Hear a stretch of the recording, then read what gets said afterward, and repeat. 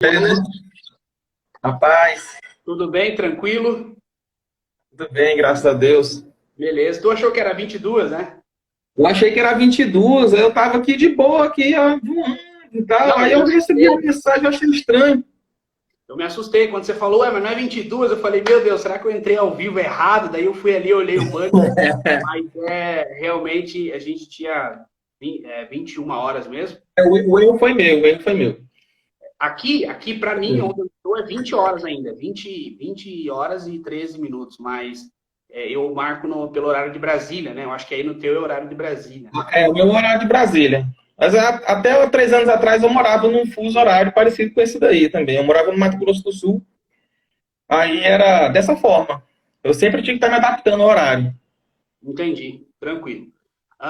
Bom, vamos dar início. Você quer se apresentar para os irmãos aí que não te conhecem? Eu vi já há vários dias, estava vendo o vídeo seu, quase me converti aí, né? Quase, quase virei calvinista. Você tem bons argumentos. Inclusive, o irmão é prestigiado aí até para os arminianos, né? Eu recebi algumas mensagens dizendo do teu trabalho aí. E indiferente da nossa divergência, eu respeito o trabalho do irmão e desejo sucesso aí. Eu até comentei com o irmão no privado, até com outros calvinistas também, que a minha grande batalha é mais com os irmãos hiper calvinistas, né? Que pegam um calvinismo um pouco radical, mas pelo que eu vi dos teus vários vídeos e os teus escritos, o teu calvinismo a gente chama, não sei se o irmão concorda, mas dentro do arminianismo, de um calvinismo moderado. Então, eu acho que a gente consegue ter um diálogo bacana e a gente pode tirar algumas dúvidas aí e a gente pode, talvez, entrar num consenso aí de nível de ideias. Se apresente aí para os... Uhum. É bem, eu não tenho muito que me apresentar assim. Meu nome é Francisco Tourinho.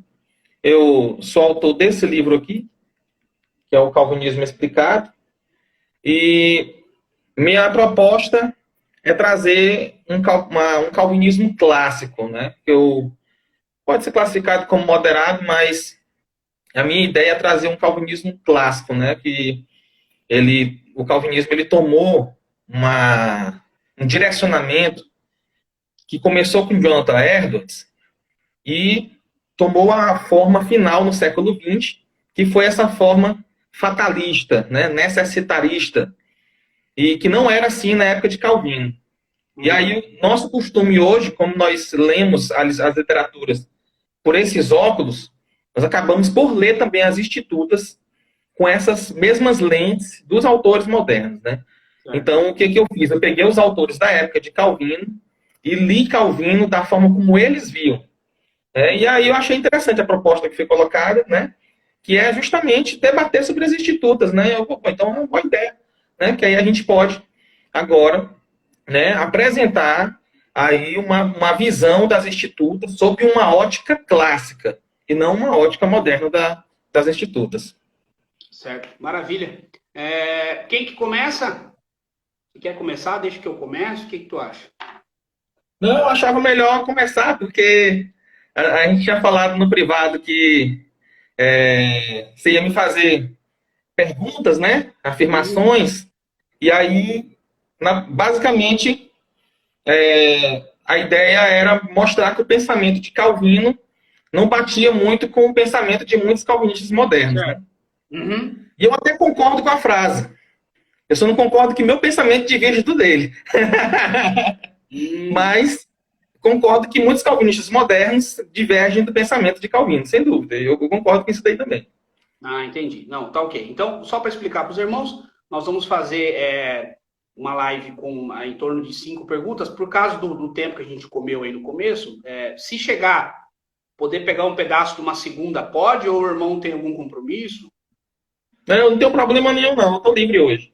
Tá, beleza. Então, a gente, se caso não der tempo, a gente estende para mais uma, ou se o irmão quiser parar sem problemas, fico aí à disposição do irmão. Então, nós vamos propor aí, a gente está comentando sobre as institutas, cada um vai poder fazer 5 perguntas ou afirmações. Por quê? Como eu estaria aqui como indagando o irmão, perguntando ao irmão, o irmão necessariamente não precisa fazer uma pergunta para mim com base nas institutas, mas você pode, em 5 minutos, fazer uma afirmação uma afirmação mediante as institutas, segundo o que o irmão interpretou. Então, não precisa necessariamente ser 5 perguntas, mas pode ser colocações também, e o outro não é obrigado a responder e muito menos comentar, ok? Então, esse partiu pelo pressuposto, vamos tentar não falar e interromper o outro, né? Mas sempre respeitando a fala do outro e se for para discordar, vamos discordar de forma abençoada aí, como Paulo às vezes discordou de Pedro, de algumas atitudes de Pedro e de Barnabé, enfim, vamos tentar fazer o mais amigável possível.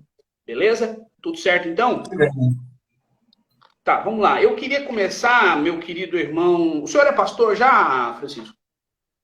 Não, eu já fui já, mas mas eu não é. não sei. Não sou. No momento não sou. Tá. Apenas ajudo. Não, Deus te chamou para o pastoreio, mas só nesse momento você não está. Mas Deus, já deve ter entendido o mistério aí, né? Já deve ter entendido.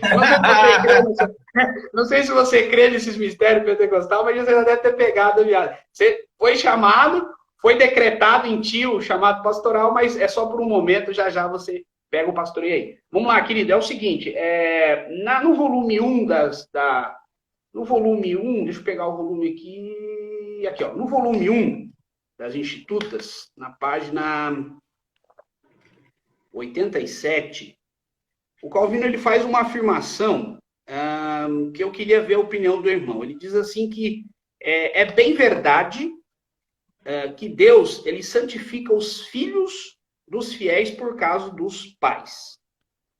Essa afirmação está de acordo com a teologia do irmão, com a teologia do calvinismo que o irmão segue, ou diverge?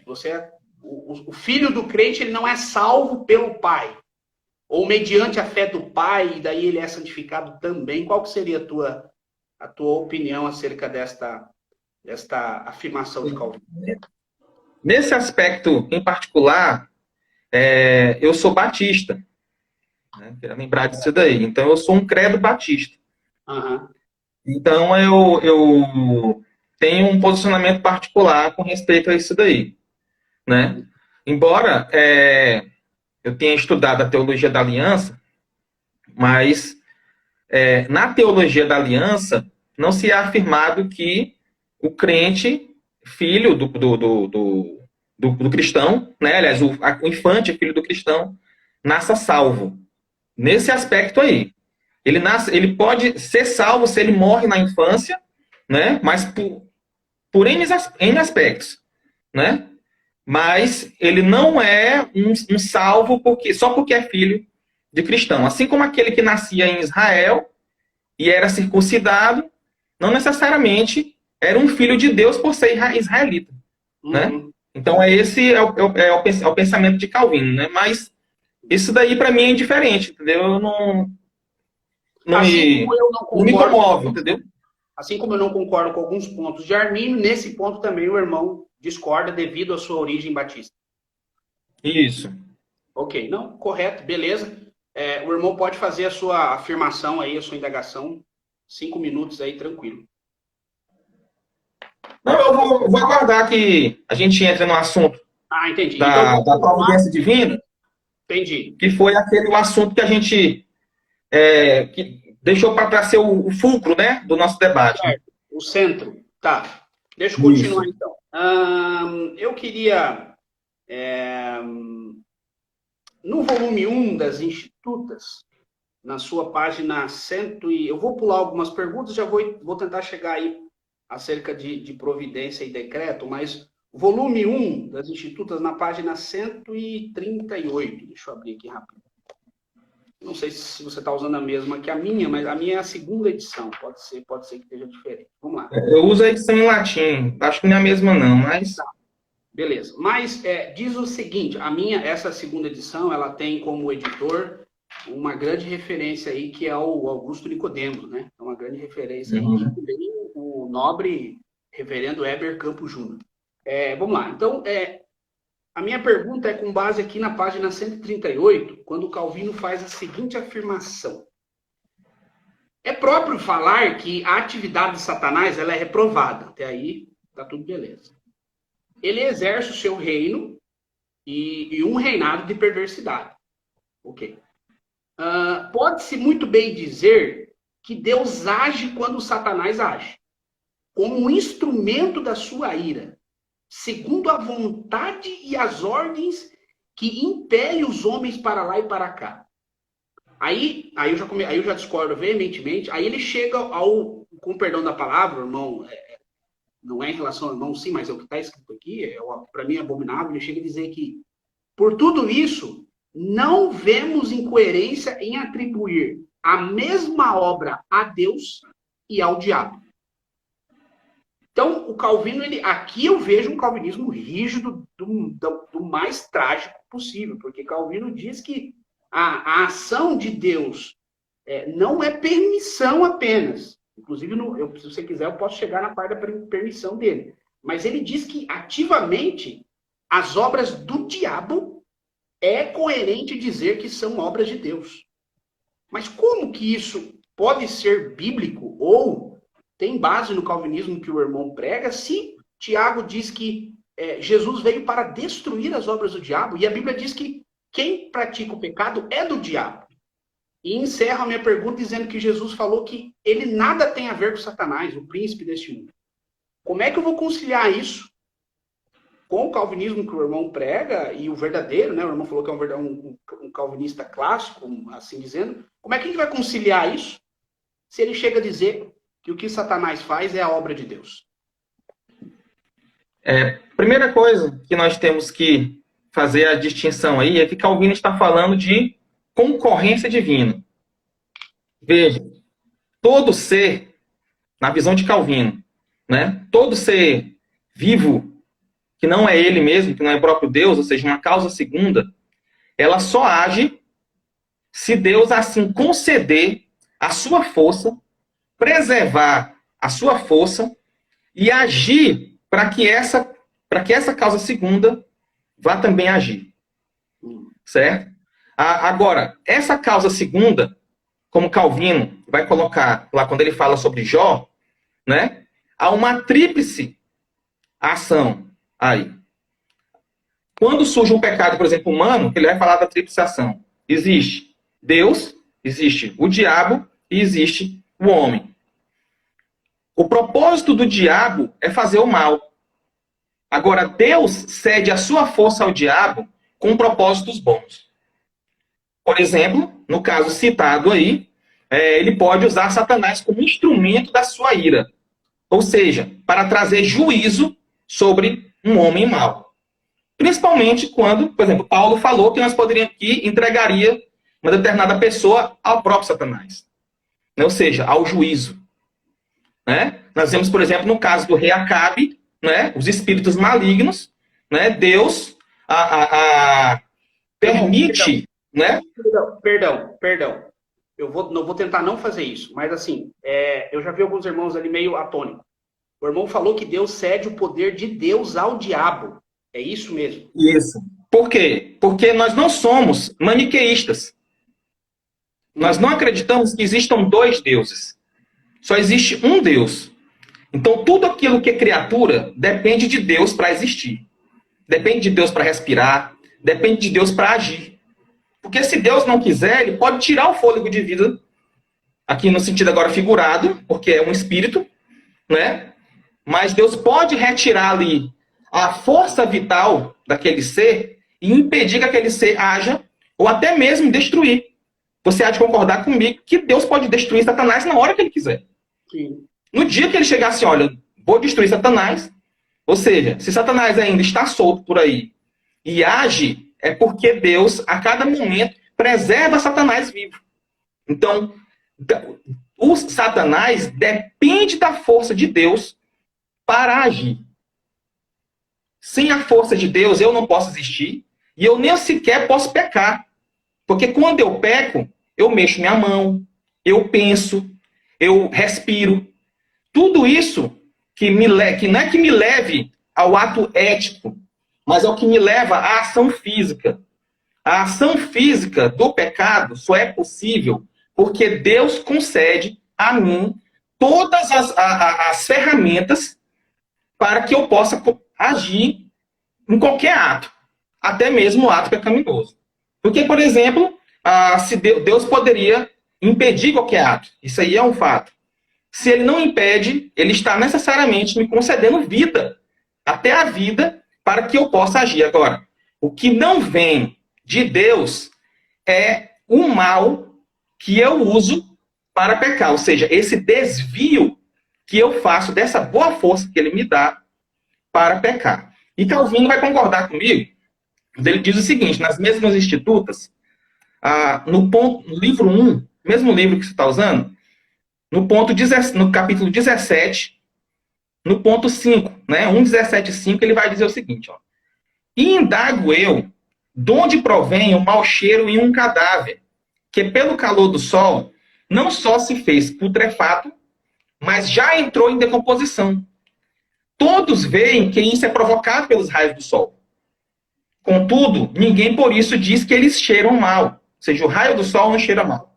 Né? Daí, como no homem mau, olha só, no homem mau, residem a matéria e a culpa do mal. Ou seja, a matéria do mal está no homem, não está em Deus.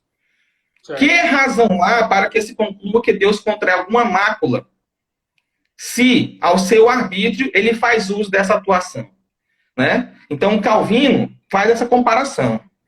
Quando a luz do sol bate num cadáver, aquele cadáver cheira mal porque ele é um cadáver. É da natureza do cadáver o mal cheirar. A luz, aqui é o calor, né? O calor, a luz, que ele quer falar aqui, o calor, ele apenas faz com que o cadáver funcione como um cadáver. Ou seja, aquilo que é próprio do cadáver. A mesma forma é o homem. Né? A mesma forma é o homem mau.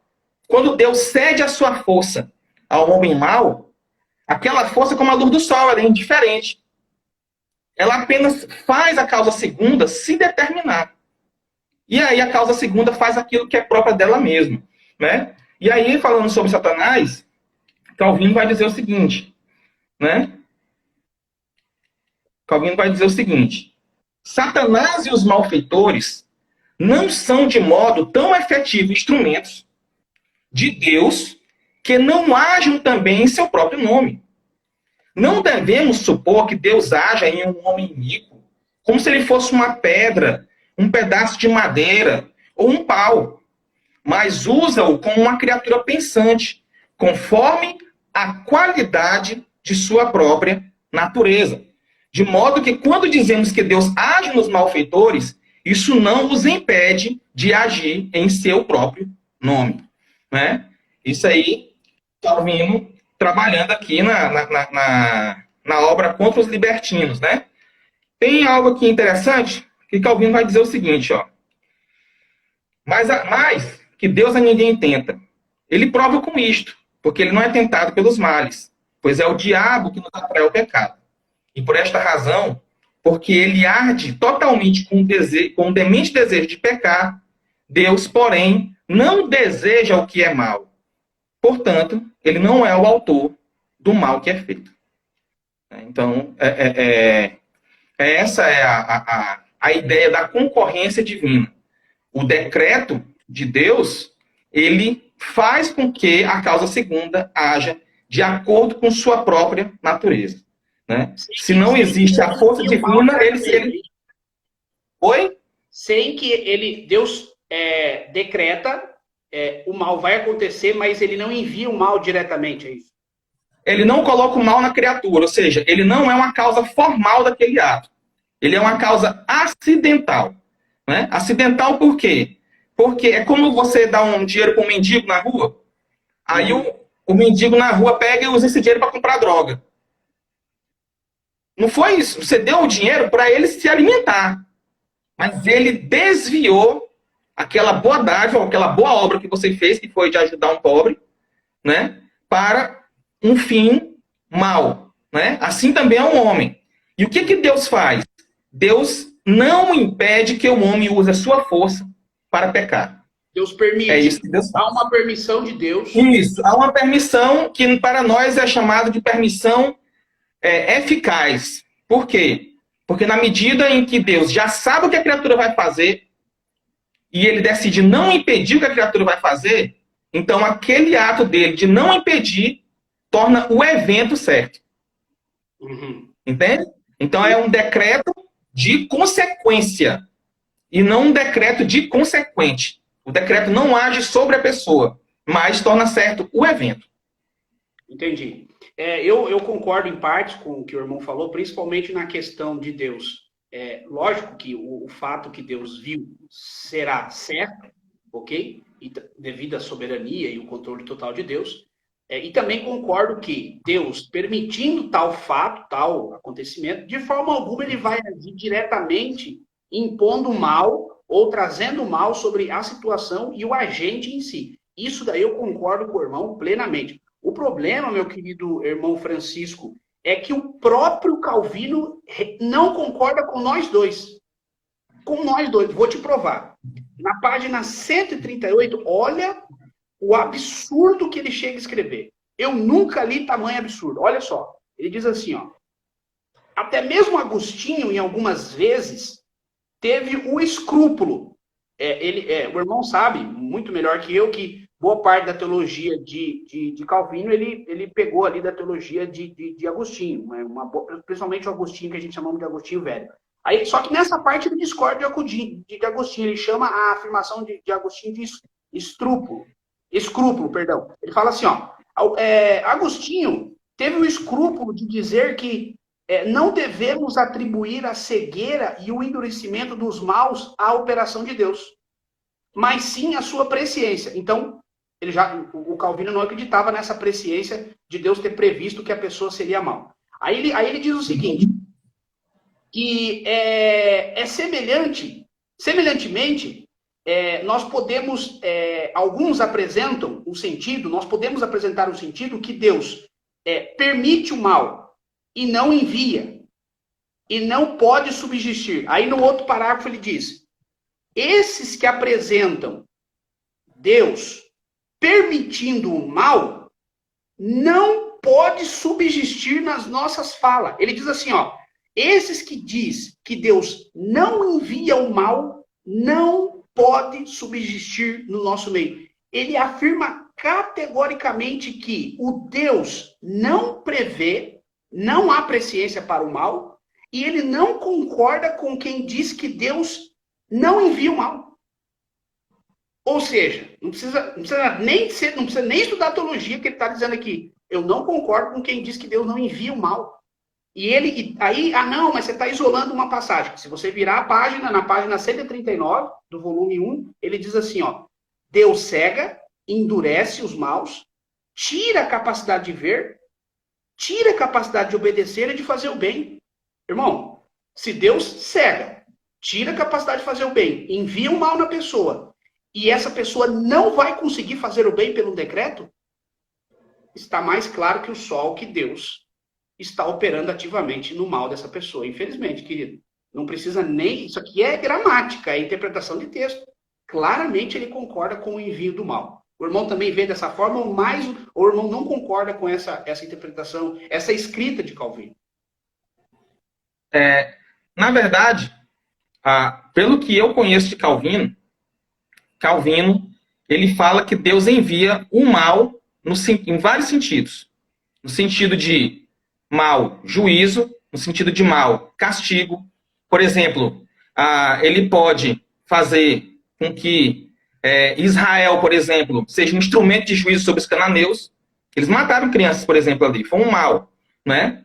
Mas foi um juízo divino, né? Então ele concorda com esse tipo de coisa. Agora, que ele defende, que ele infunde o mal positivamente, esse posicionamento em Calvino, ele é entendido como nós cremos na depravação total, né? Isso aí é uma doutrina comum, né? Nós cremos na depravação total. Todo homem já nasce totalmente depravado. Como é que alguém pode infundir mais mal naquilo que já é totalmente mal? Não tem como, né? Ou seja, o máximo que Deus poderia fazer era entregar aquele homem ao seu próprio pecado.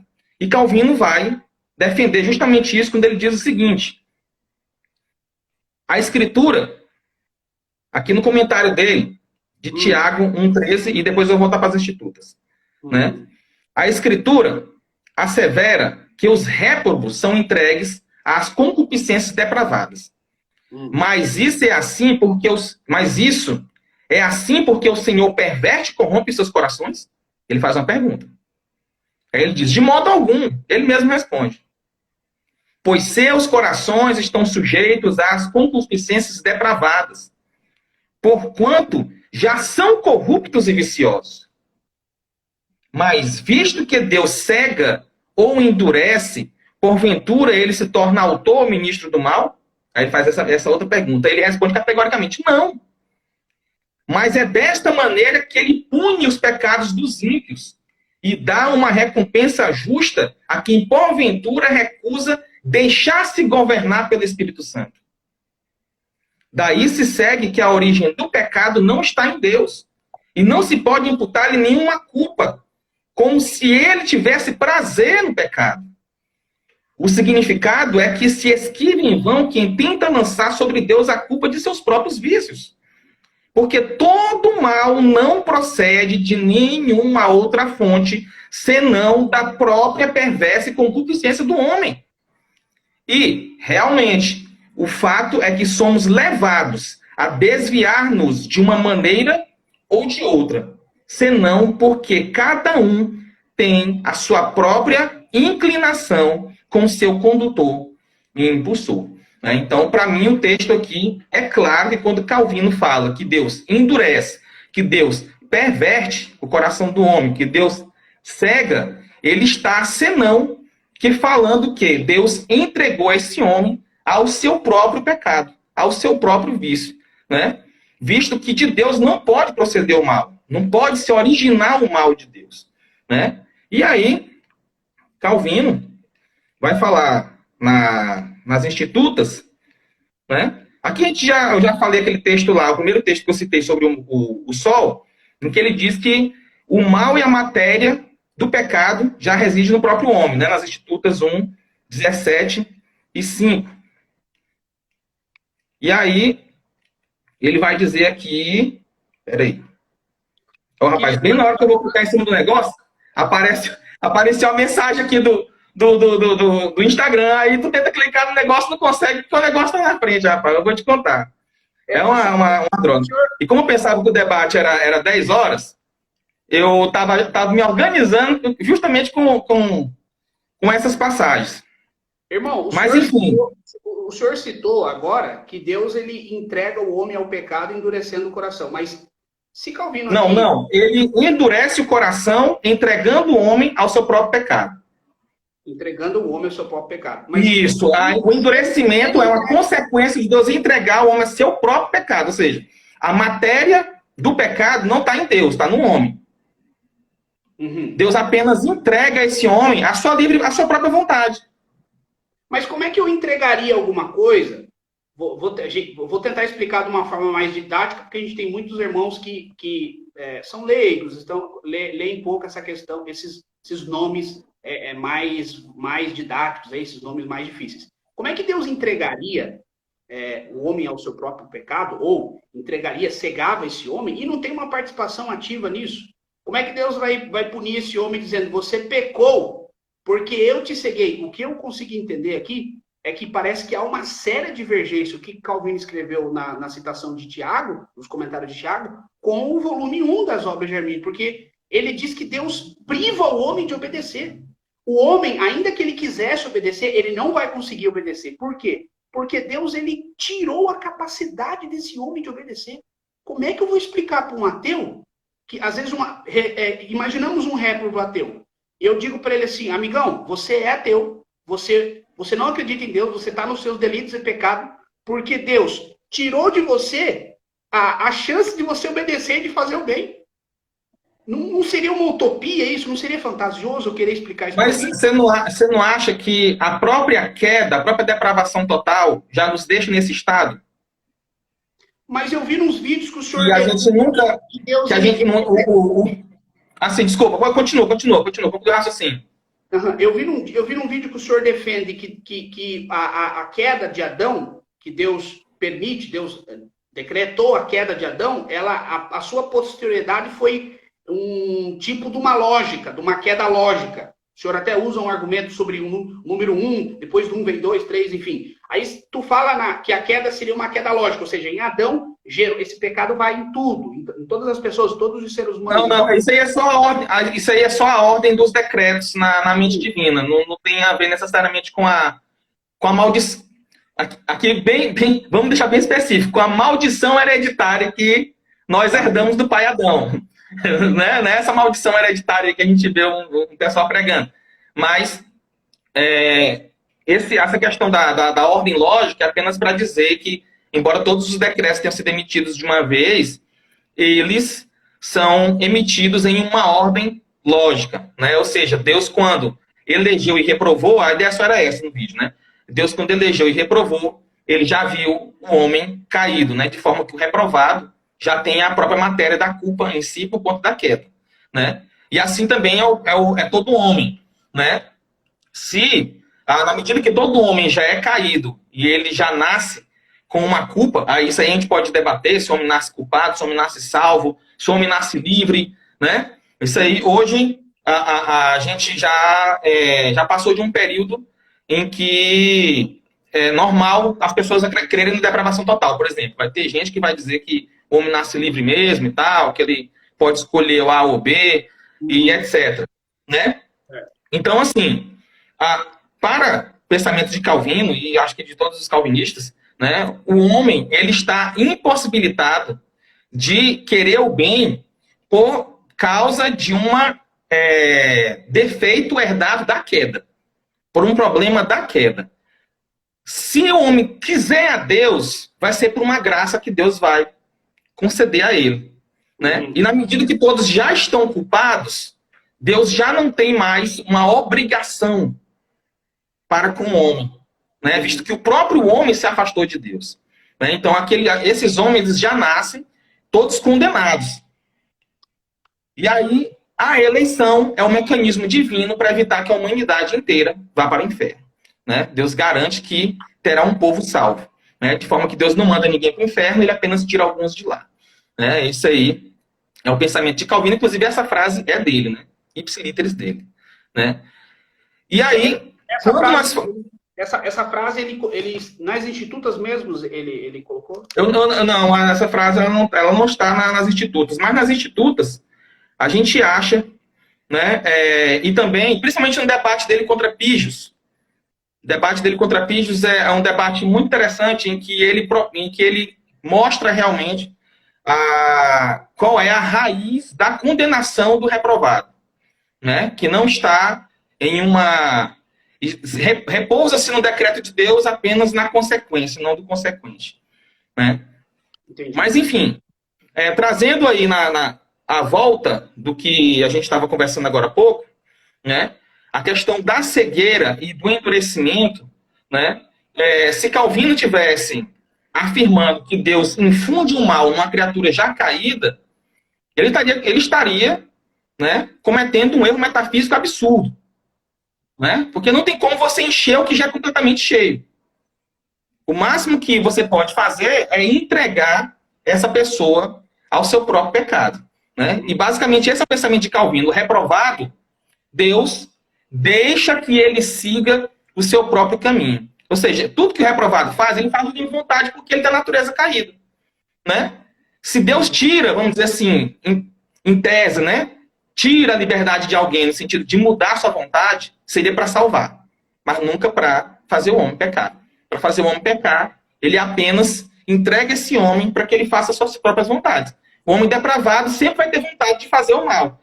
Não porque há um impedimento dele de fazer o bem externo. Não há uma coação externa, mas algo interno que faz com que ele faça sempre o mal. Aliás, pessoas más fazem coisas más. Né? Se o homem mal pudesse fazer o bem, ele não seria mal, ele seria bom. Né? Então, o homem depravado está impossibilitado, por causa da queda, de fazer o bem. Essa impossibilidade continuará se ele não for assistido por uma graça irresistível, né? Por uma graça eficaz.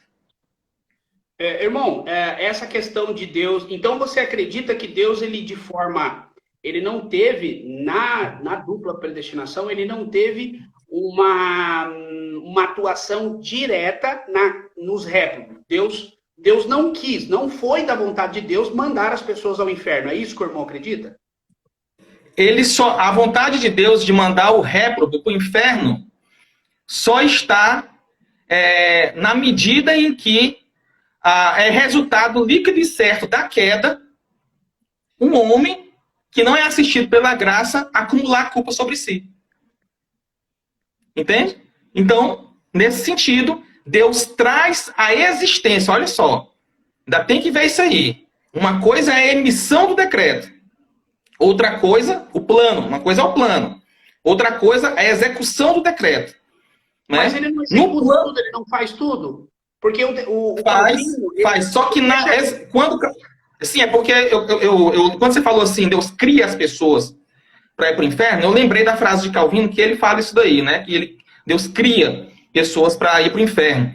E quando Calvino está falando isso, ele está falando justamente de trazer as pessoas à existência, ou seja, do decreto, da execução do decreto. No sentido de que aqueles reprovados, Deus sabe que vai para o inferno, por consequência líquida e certa da queda. Mesmo assim, ele os traz à existência. Não, mas se Deus sabe que a pessoa vai para o inferno, aí já é arminianismo clássico, e bem clássico, porque Arminio... Não é. Eu vou até te dizer a diferença. No calvinismo, o reprovado, ele vai para o inferno por um material de culpa líquido e certo por ocasião da queda. No arminianismo... Deus não tem nada a ver com isso. Acidentalmente sim, porque ele decidiu não impedir a queda. Então, naturalmente, o reprovado surge daí.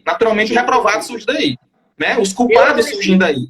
Nessa questão da pessoa ir para o inferno, Deus apenas ele não quis intervir para que essa pessoa seja salva. Essa é a interpretação. Isso. Esse é o pensamento. Inclusive o pensamento de Calvino, que eu posso provar por infinidade de textos. Né? Eu provo um texto que não é. Essa.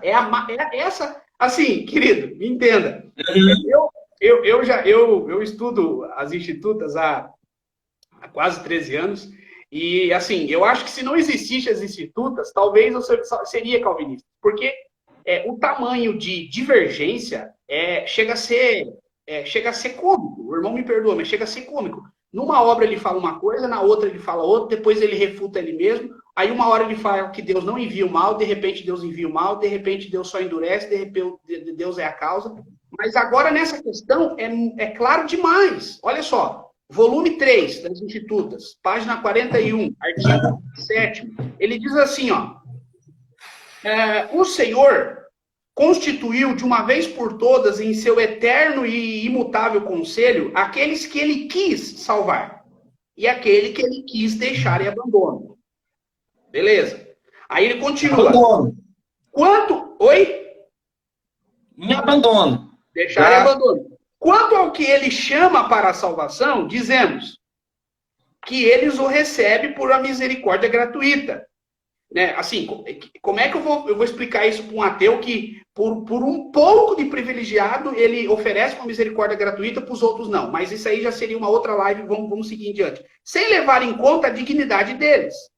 Ao contrário, ou seja, os reprovados, o acesso da vida é vedado, irmão. Que absurdo. Deus proíbe essas pessoas de ter acesso à vida. Como é que Deus não está mandando essas pessoas para o inferno de forma ativamente? Tentar explicar só usando Freud, Nietzsche, Platão para tentar explicar, porque puxa vida, como é que Deus não está... O texto é claro, Deus veda, a palavra vedado aqui é proibição, obstruir aqueles que ele quis deixar entregue à condenação, ou seja, ainda que a pessoa em algum ponto da vida ela veja às vezes os crentes, veja os milagres, puxa vida, eu queria ser salvo. Ela não vai conseguir porque Deus proibiu ela de entrar na graça. O que você me diz? No mesmo texto que o senhor está lendo, né? Institutas, livro 3, ponto 23, ponto 3 de novo. Ele vai dizer: se de massa corrupta foram todos tomados. Não é de se admirar que estão sujeitos à condenação. Logo, não acusem falsamente a Deus de iniquidade.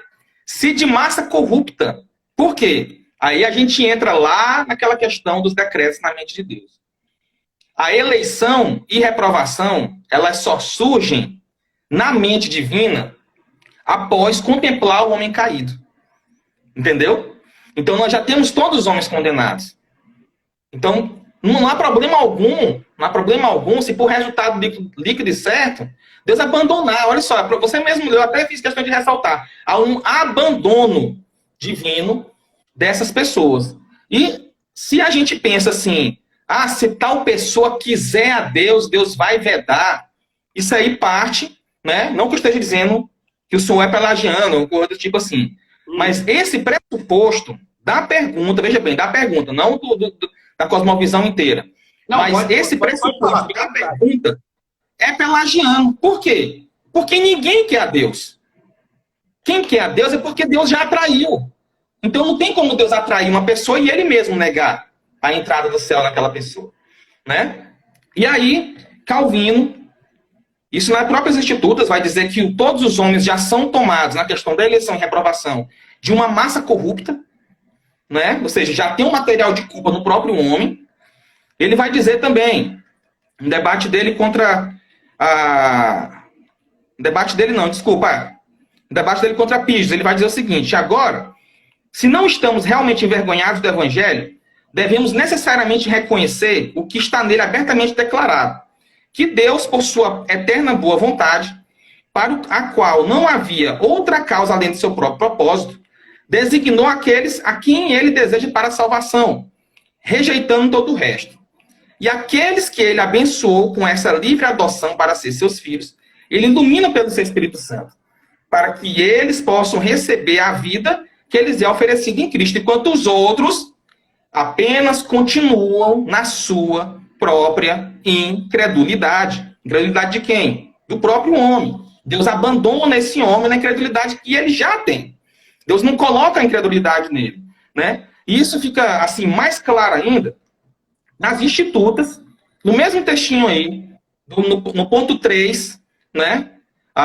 No mesmo 23 que a gente acabou de ler, né? Está ali no livro 3, né? No livro 3 também, diz o seguinte: pois, se a predestinação outra coisa não é, senão a administração da justiça divina, embora oculta, porém irrepreensível, uma vez que é certo que não eram indignos de sua predestinação para tal fim, também é igualmente certo que a ruína que cai pela predestinação divina é justa. Aí ele responde por que é justo. Além disso, sua perdição de tal maneira pende da predestinação divina, que, ao mesmo tempo, a causa e a matéria da sua condenação está neles mesmos, né? Ou seja, os homens são culpados não porque Deus coloca a culpa naquele homem ou impede aquele homem de se achegar. Na medida que todos são caídos, né? Deus simplesmente abandona aqueles homens, né? E algo que eu acho interessante, deixa eu procurar bem aqui, Jacó. Como que ele apenas abandonaria? Como é que Deus apenas abandonaria esses réprobos, sendo que o Calvino deixa claro que Deus ele priva essas pessoas da graça? Como é que não tem como explicar, irmão? Se Deus desse, assim, o que Calvino ensina é que se Deus desse a graça a essas pessoas, né, essas pessoas infalivelmente creriam. Entende? Então Deus não dá graça a essas pessoas, ele realmente abandona. Ele não dá graça a essas pessoas. Você acha que nascemos salvos? Não, por isso que ir de pregar Injusto é a gente ser salvo. Injusto é a gente ser salvo, porque nós merecíamos. Veja bem, justiça é dar a cada um que cada um merece. Eu não mereço ser salvo. Definitivamente não é justo eu ser salvo. Mas as pessoas que são condenadas, elas são condenadas por justiça. É por justiça. Ninguém recebe injustiça. Porque nós já nascemos com a matéria de culpa em nós mesmos. né? E aí sabe o que é mais interessante? É que quando Calvino vai interpretar lá Romanos 9, que ele teria, se ele pensasse em uma condenação sem matéria de culpa, né, sem ver a queda, o versículo lá daquele lá, amei Jacó e odiei Esaú, né? Seria um prato cheio para ele, por assim dizer, né? Se ele tivesse esse pensamento. Mas só o que ele fala? Deus não pôde ver nada de positivo na natureza corrompida do homem, tal como demonstrado na pessoa de Jacó e Esaú, que possa induzir a demonstrar seu favor. Quando, pois, Paulo diz que nenhum deles, naquele tempo, havia feito qualquer bem e mal, devemos adicionar ao mesmo tempo seu pressuposto de que ambos eram filhos de Adão e pecador por natureza, sem a posse de uma única fagulha de justiça. Então, a eleição, o amor e o ódio de Deus para com as pessoas, elas nascem a partir de um momento em que o homem já não é mais merecedor de nada, a não ser da própria justiça divina. Ou seja, já nasce do pressuposto do homem caído. Esse é o pensamento de Calvino, como eu estou mostrando aqui no comentário dele, de Romanos 9, né, na página 336 da edição da Paracletos. Né? Talvez você pode pegar aquela biblioteca online. Então, a biblioteca online tem todas as obras de Calvino ali, as que foram traduzidas para o inglês. Acho que você deve conhecer essa biblioteca aí. E lá tem essa obra a obra de Romanos, em que Calvino afirma taxativamente que eleição e reprovação só existe em virtude da queda. Porque misericórdia e ira não faz sentido nenhum se você não vê o homem já como caído. Porque ele sem queda, ele não tem pecado. E sem pecado você não pode. Deus não pode odiar alguém sem pecado, sem culpa. E Deus também não pode ter misericórdia. Foi por isso que a Arminio isso. Exatamente. Nós objetamos o pensamento de Arminio não no sentido do material de culpa. Nós até concordamos com isso daí. Mas nós objetamos de Arminio nesse sentido da presciência simples. Ou seja, de Deus olhar um futuro que não foi causado por ele mesmo. Ou seja, Deus tem que trazer esse futuro à existência. Deus tem que ser algum tipo de causa desse futuro, porque senão ele vai estar sendo alimentado por uma força externa a ele. Né? Então nós objetamos a Arminio nisso daí.